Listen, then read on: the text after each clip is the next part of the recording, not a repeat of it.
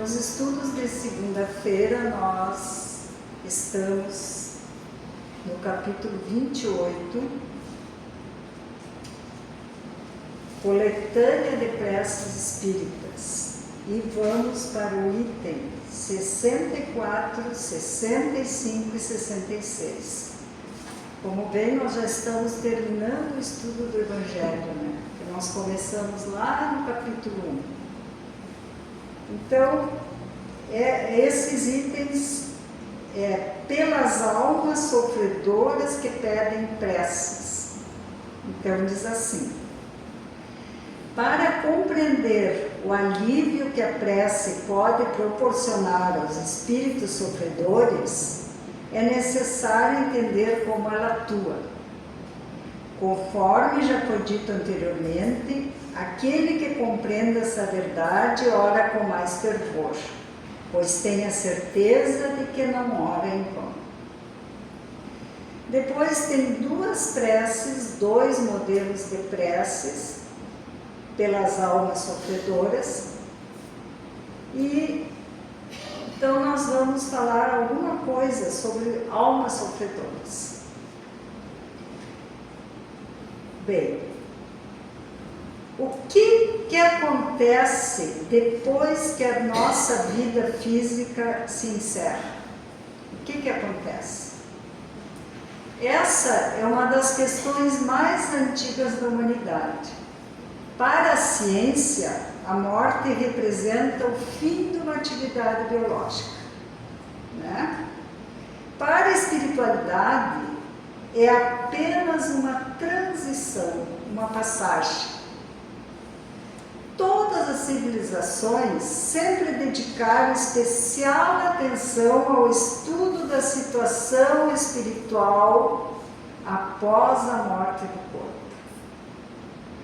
O Egito, ele mantinha um intercâmbio com os antepassados e ensinava que os mortos sofriam um rigoroso julgamento, onde era decidido se as almas deveriam subir ao esplendor solar ou se deveriam voltar à provação na própria terra em corpos deformados.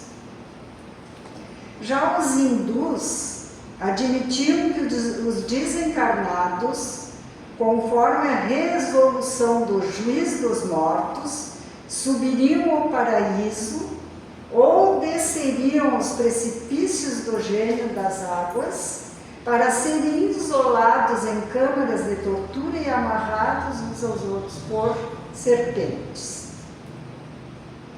Os hebreus, os gregos e os romanos sustentaram crenças semelhantes, convictos de que a elevação celeste se reserva aos espíritos bons, puros e nobres, sendo o tormento do inferno aos que viviam na perversidade do crime.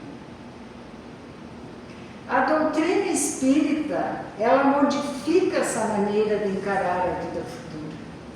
Ela passa a ser uma realidade e a situação das almas após a morte, ela nos é informada pelos próprios habitantes do mundo espiritual.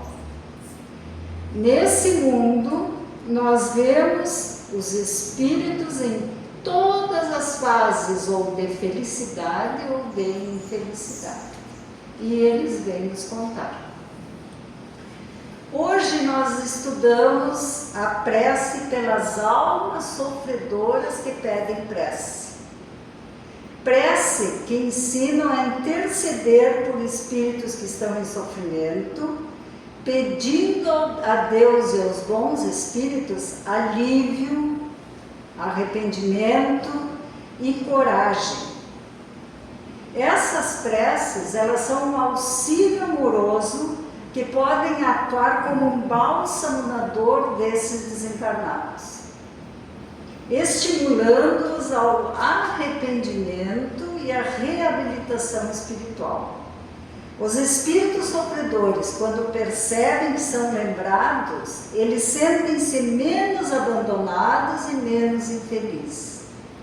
A prece reanima o coração deles e estimula o desejo de elevação pelo arrependimento e reparação dos erros que cometeram, podendo ajudar a desviar o pensamento do mal.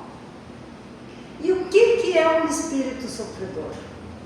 Será que existem almas sofredoras? O espírito sofredor é uma entidade desencarnada que vivencia dores físicas ou morais, apegada a paixões terrenas, vinganças ou culpas do passado. Eles habitam as faixas vibratórias pesadas devido à sua condição moral, necessitando de esclarecimento e de auxílio.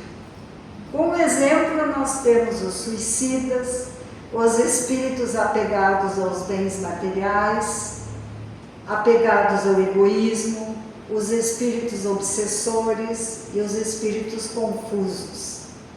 Quando o espírito desencarnado ele roga por auxílio, ele é socorrido. A doutrina espírita nos ensina sobre a imortalidade da alma. A gente sabe que a nossa alma não morre.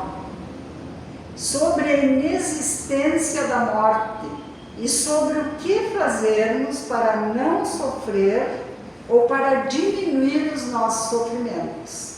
Ela nos ensina que a semeadura é opcional, mas a colheita é obrigatória. Por isso é importante consertar os nossos erros e falhas ainda aqui na Terra. Fazermos hoje melhor do que fizemos ontem. O sofrimento é o reflexo da nossa vida aqui na Terra. Aqueles que vivem no materialismo, que são apegados à matéria, às coisas transitórias, os suicidas, são espíritos que estão passando por dificuldades. E nós podemos e devemos contribuir através da prece com eles que estão sofrendo e estão necessitando de auxílio. Os pensamentos, os nossos pensamentos, eles alcançam o infinito. E a espiritualidade que está na nossa volta sabe o que nós pensamos. E nós sempre estamos atraindo as companhias espirituais pelos nossos pensamentos, que são uma comunicação entre nós e a espiritualidade. As nossas preces, elas atingem os objetivos desejados através dos pensamentos, que são levados pelo fluido espiritual, e por isso é muito importante a prece pelas almas sofredoras. Na obra O Céu e o Inferno de Allan Kardec, na segunda parte, existem vários exemplos de espíritos que se comunicaram e se encontram nas mais diferentes fases de felicidade ou de infelicidade. Ali tem o depoimento dos espíritos na vida espiritual, né? Eles nos esclarecem sobre o mundo espiritual, e no capítulo 4 e 5 tem depoimento de espíritos sofredores e suicidas que pedem para que orem por eles. O espírito que se sente culpado e infeliz, ele pode salvar-se. E a lei de Deus lhe mostra quais as condições para que isso aconteça. Na maioria das vezes, o que falta para esses espíritos é a vontade, a força e a coragem. E com as nossas preces podemos lhes inspirar essa coragem, dando-lhes apoio e entusiasmo. A lei de Deus, ela é previdente e sábia, é justa e misericordiosa, e ela não fixa a pena para a pena que os espíritos vão passar nenhuma duração, e ela está resumida no nosso Evangelho aqui no capítulo 27, item 21, e diz assim: O homem sempre sofre a consequência das suas faltas, e não existe uma só infração à lei de Deus que não fique sem a correspondente punição. Essa lei também é conhecida como a lei da justiça. Outra coisa que diz: a severidade do castigo é proporcional à gravidade da falta. Essa lei também é conhecida como a lei de ação e reação, ou a lei da causa e efeito. Isto aqui está bem claro no livro Ação e Reação de Francisco Cândido Xavier, pelo espírito de André Luiz, que diz a vida, que nos fala sobre a vida no mundo espiritual. A duração do castigo por qualquer falta, ela é indeterminada e depende do arrependimento do culpado e do seu retorno ao bem. A duração da pena é proporcional à sua permanência no mal. Seria perpétua se o mal também o fosse, e de curta duração se o arrependimento viesse logo. Então, desde que o Espírito peça por misericórdia, Deus o ouve e lhe concede esperança. Emmanuel nos diz que Deus é o Pai magnânimo e justo, e que um pai, ele não distribui padecimentos, ele dá corrigendas, e toda corrigenda aperfeiçoa. Mas o simples arrependimento não basta, é preciso a reparação da falta. Por essa razão, o culpado é submetido a novas provas, onde poderá, pelo uso do seu livre-arbítrio, fazer o bem reparando o mal que praticou. No livro O Céu e o Inferno, na primeira parte, no capítulo 7, nós encontramos uma parte que fala sobre as penas futuras segundo o Espiritismo. E ali nós encontramos o Código Penal da vida futura. Então, eu vou ler fazer algumas considerações a respeito desse código.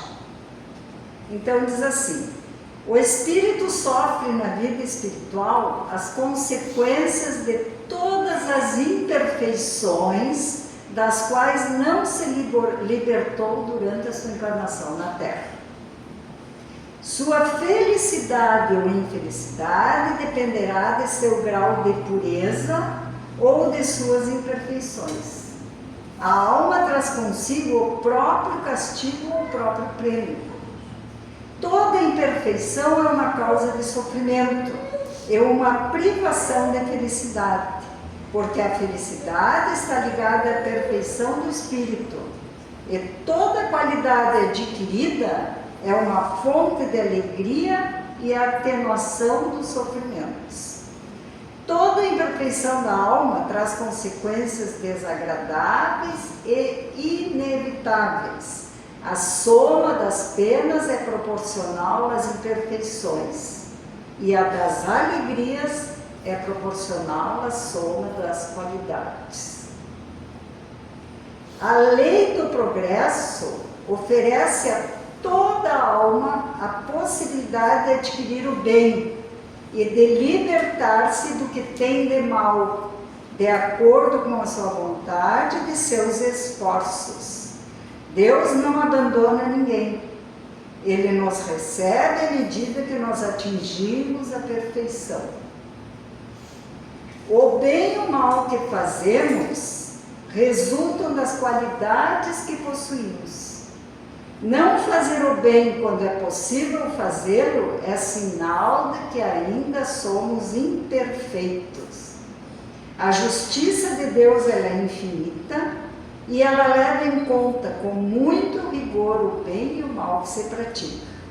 O espírito sofre pelo mal que praticou. Se prestar atenção nas consequências do mal praticado, compreende os seus inconvenientes e procura se corrigir. Todo mal praticado é uma dívida contraída e que deverá ser paga. Se não for nessa existência, vai ser em outra, porque todas as existências estão interligadas. E o que for pago em uma não será mais cobrado. O espírito sofre as consequências das suas imperfeições, tanto no mundo espiritual como no mundo material.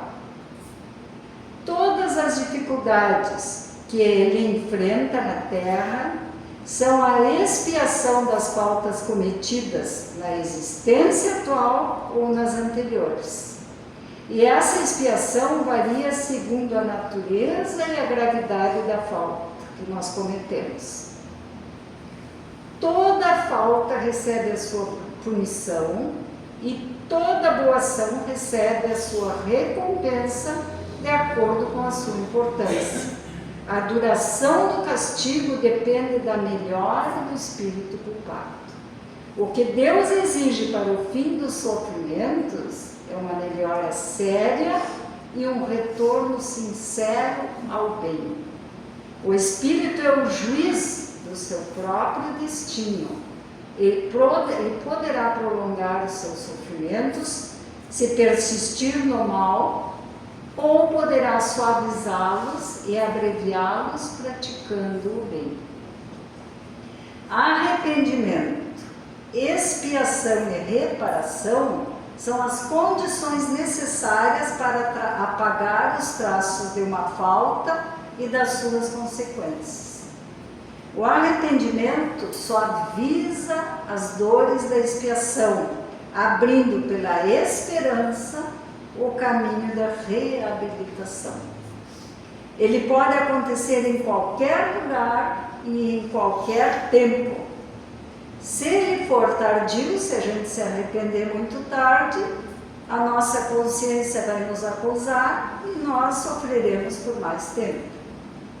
A expiação consiste nos sofrimentos físicos e morais que são a consequência da falta cometida. Ela pode ocorrer na vida atual, na vida espiritual após a morte, ou em uma nova existência do corpo físico, até que todos os vestígios da falta tenham desaparecido. E a reparação consiste em fazer o bem a quem se fez o mal. Aquele que não repara os erros nesta vida, reencontrará numa próxima existência as mesmas pessoas a quem prejudicou, e então, em condições escolhidas por ele mesmo, porque nós escolhemos o que nós vamos passar aqui, tentará provar que se arrependeu, fazendo-lhe o bem na quantidade que possa equilibrar o mal que tenha feito. A reparação se realiza pelos seguintes atos: fazendo-se o que deixou de fazer, cumprindo os deveres que foram negligenciados ou ignorados, refazendo as missões em que se falhou, praticando o bem a quem se fez o mal, sendo humilde se foi orgulhoso, caridoso se foi egoísta, bondoso se foi perverso, trabalhador se foi preguiçoso, dando bons exemplos se serviu de mau exemplo e assim por diante. É desse modo que o espírito progride, reparando os erros do passado. A necessidade da reparação da falta é um princípio de rigorosa justiça que pode ser considerado como a verdadeira lei da reabilitação moral do espírito. Os espíritos imperfeitos são excluídos dos mundos felizes porque eles perturbariam a harmonia desses mundos. Assim eles permanecem no mundo inferior, onde expiam as suas faltas nas dificuldades e se purificam nas suas imperfeições, até que mereçam encarnar em mundos mais avançados moral e fisicamente. Com o livre-arbítrio livre-arbítrio ele é sempre respeitado, o espírito que insiste no mal pode ficar nesse mesmo estado por anos ou por séculos, até o momento em que a sua teimosia em desafiar a justiça de Deus se modifica diante do sofrimento e ele reconhece a força superior que o domina. Tão logo se manifestam os primeiros sinais de arrependimento, Deus lhe faz perceber a esperança.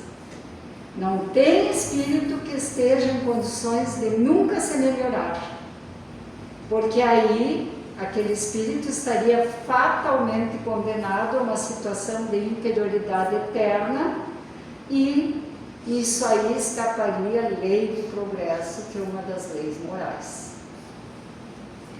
Seja qual for o grau de perversidade ou de inferioridade, Deus jamais abandona os espíritos. Todos têm o seu anjo da guarda que vela por eles, que vigia os movimentos da alma e se esforça para intuir-lhes bons pensamentos, o desejo de progredir e de reparar numa nova existência o mal que praticaram. O espírito deve progredir pela força da sua própria vontade, agindo bem ou mal em virtude do seu livre-arbítrio. Se persistir no mal, sofrerá as consequências pelo tempo que permanecer no mau caminho. Assim que der um passo em direção ao bem, sentirei imediatamente os seus efeitos benéficos. Esse castigo temporário é o meio de fazer o espírito compreender o próprio erro e retornar ao bom caminho, onde mais cedo ou mais tarde ele terá que entrar. Cada pessoa é responsável apenas pelas suas falhas. Ninguém sofre penalidade pelas faltas alheias, a menos que tenha contribuído para isso, provocando-as pelo mau exemplo ou não as impedindo quando poderia fazê-lo. O suicida é sempre punido, mas aquele que por maldade conduz alguém ao desespero e o leva ao suicídio vai sofrer uma pena ainda maior. A diversidade das punições ela é infinita e algumas são inseparáveis da própria inferioridade dos espíritos. Para aqueles que se apegam mais à vida material, a punição é a lentidão com que a alma se desprende do corpo físico no momento da morte. Esse estado de perturbação pode durar meses ou anos. Aqueles espíritos que têm uma inferioridade moral acreditam após a morte que ainda estão vivos. Essa ilusão também pode prolongar-se por muitos anos e esse espírito ele experimenta todas as necessidades e angústias da vida terrena. Para o criminoso, a visão incessante das suas vítimas e das circunstâncias do crime constitui uma tortura para ele.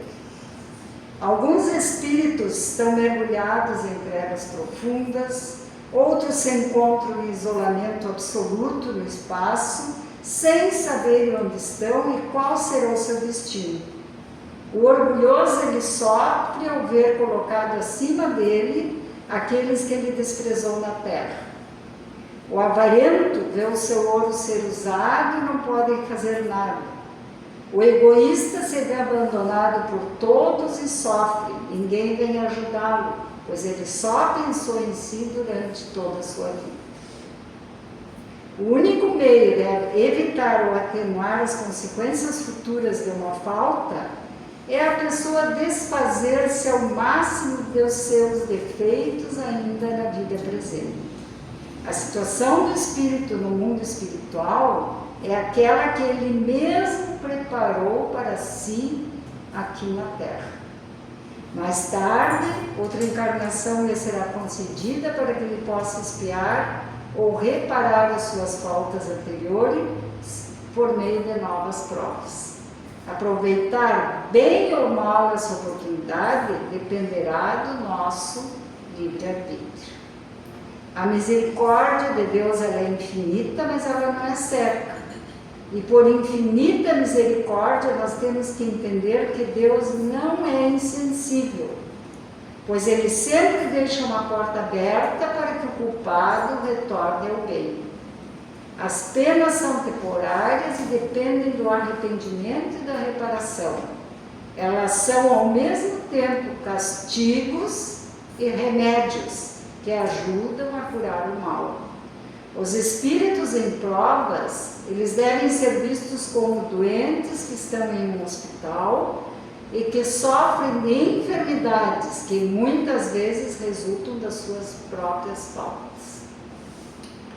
As penas que os espíritos sofrem na vida espiritual são a consequência das imperfeições do homem na vida terrena, das suas paixões, do mau uso das suas faculdades e também a expiação de suas faltas cometidas no presente e no passado. É na vida terrena que o espírito repara o mal praticado em existências anteriores e que põe em prática as decisões que tomou na vida espiritual. Deus, Ele poderia ter criado seres perfeitos,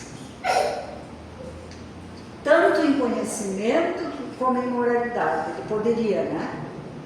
Se não o fez, é porque em sua sabedoria Ele quis que o progresso fosse a lei geral. Os homens são imperfeitos e, como tal, estão sujeitos a passar por dificuldades mais ou menos rigorosas. A justiça de Deus tem por base a igualdade absoluta, desde a criação de todos os espíritos. Todos têm o mesmo ponto de partida. Não existe espírito que tenha sido favorecido na sua formação e nem na sua marcha progressiva. Aqueles que conseguiram chegar ao objetivo passaram pelas mesmas fases de inferioridade e por inúmeras provas. O caminho da felicidade ele está aberto a todos e o objetivo é o mesmo, e as condições para atingi-lo também são as mesmas. A lei que está gravada na consciência de cada espírito foi ensinada a todos. Deus fez com que a felicidade fosse o prêmio do trabalho. Todos são livres para trabalhar pelo seu próprio progresso. O bem e o mal são caminhos que podem ser escolhidos. Cada um escolhe o seu caminho. O homem, sendo livre, ele não é forçado a seguir nenhum nem outro. Assim como todo homem pode se libertar das imperfeições por vontade própria, também pode poupar-se dos males que decorrem dessas imperfeições e assegurar a sua felicidade futura. Assim é a lei da justiça divina, a cada um segundo as suas obras, tanto na terra como no céu. A oração é algo muito simples de fazermos. Está em nossas mãos ter a boa vontade de contribuir para tornar esses espíritos menos infelizes. Quando estamos tristes, nós nos alegramos quando um amigo, quando um familiar demonstra carinho e atenção para conosco. O mesmo acontece com os espíritos. Eles se alegram quando emitimos um pensamento positivo, de carinho, de luz, de amor, de atenção e de fraternidade. A prece reanima-os, sendo possível desviar-lhes o pensamento do mal. Ela desperta neles o desejo do arrependimento e da reparação. É o gatilho para o espírito que sofre começar a sua recuperação e a sua melhoria. Porque a espiritualidade, ela não condena ninguém. Ela educa, ampara e convida ao recomeço. E o erro, ele faz parte do caminho do espírito. Então, Vamos orar por esses espíritos e vamos pedir a Deus que nos ajude a chegar pelo caminho do bem até a plenitude, que possamos a cada encarnação evoluir um pouquinho, cada vez mais pensando no amor, vivendo o amor, porque Jesus veio nos ensinar a amar. O amor é a base de tudo, é o que deveria guiar os nossos passos aqui na nossa vida terrena. Que Jesus nos ampare, nos ilumine e nos leve sempre a procurar o caminho do amor, do bem e da felicidade. E que assim seja.